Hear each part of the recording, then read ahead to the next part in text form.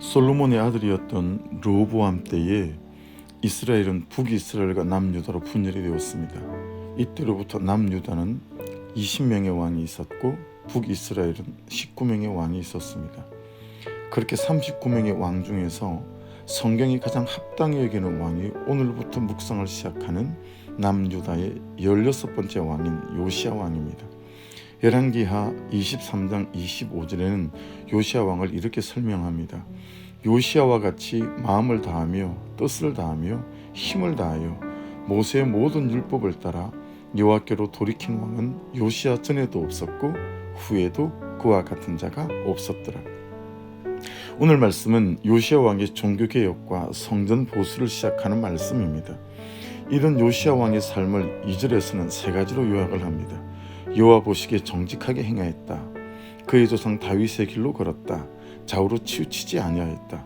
정직하게 행한 것도 그렇고 그의 조상 다윗의 길로 걸었던 삶도 그렇고 좌우로 치우치지 않은 삶도 그렇고 하나같이 그의 삶에 대한 것입니다. 가지게 되는 질문은 어떻게 요시야에게 이런 삶이 가능했을까 하는 것입니다. 여호와 보시기에 정직하게 행하여 라는 말씀에 그 대답이 있습니다. 여호와 보시기에 정직하게 행하여 어떤 의미가 있을까요?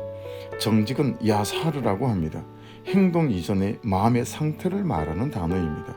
그래서 정직 야사르라는 단어는 그 시작과 출발이 핵심입니다. 도미노에서는 제일 앞에 카드가 넘어지지 않더라도 중간에 카드를 밀어버리면 그 뒤에 도미노 카드들은 넘어질 수 있습니다.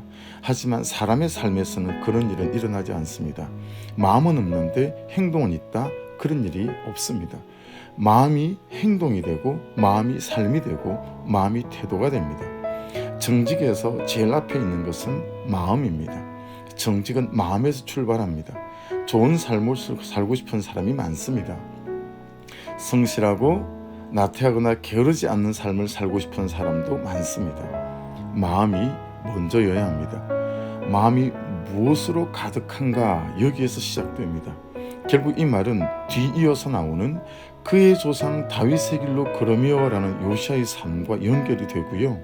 좌우로 치우치지 않았다는 요시야의 삶과도 연결이 됩니다. 다윗의 삶이 있기 전에 다윗의 마음이 있었습니다.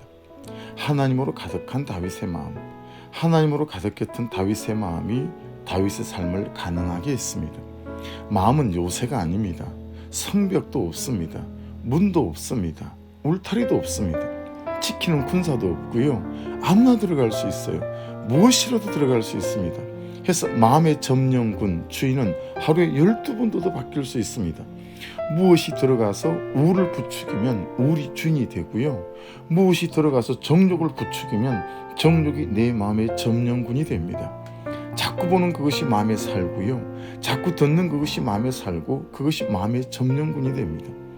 이 마음의 대장 노릇을 가장 많이 했고 하고 있고 하기 위해 항상 기회를 노리는 놈이 정욕이라는 놈이고 욕망이라는 놈이고 욕구라는 놈입니다. 머리가 셋 달린 같은 놈입니다.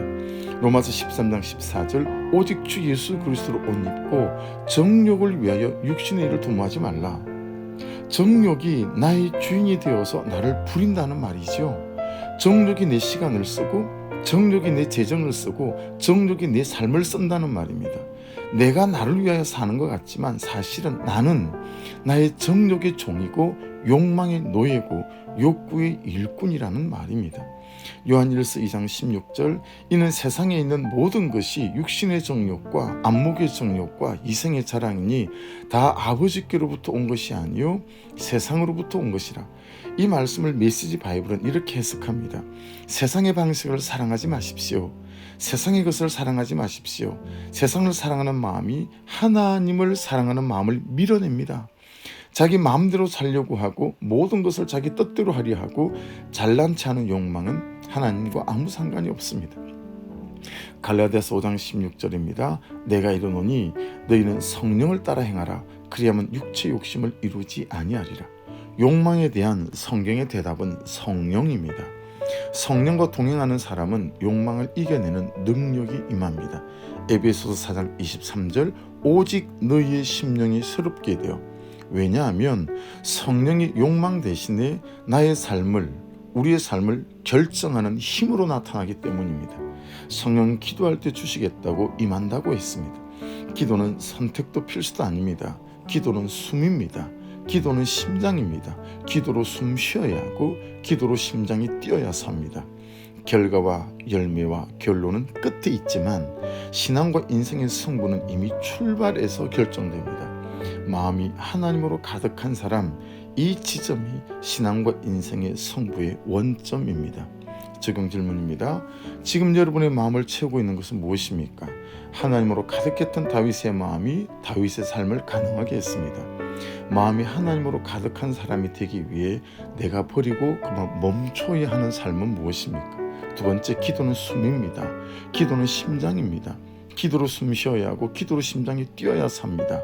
삶에서 시간을 구별하고 장소를 구별하고 기도를 위한 수고와 대가 지불을 하십니까? 마지막입니다. 우리 마음의 대장 노릇을 가장 많이 하고 있고 하기 위해 항상 기회를 노리는 놈이 정욕이라는 놈이고 욕망이라는 놈이고 욕구라는 놈입니다. 머리가 셋 달린 같은 놈입니다. 성경의 대답은 성령입니다. 성령이 욕망 대신에 나의 삶을 결정하는 힘으로 나타나게 해야 합니다. 성령을 어떻게 구하시겠습니까?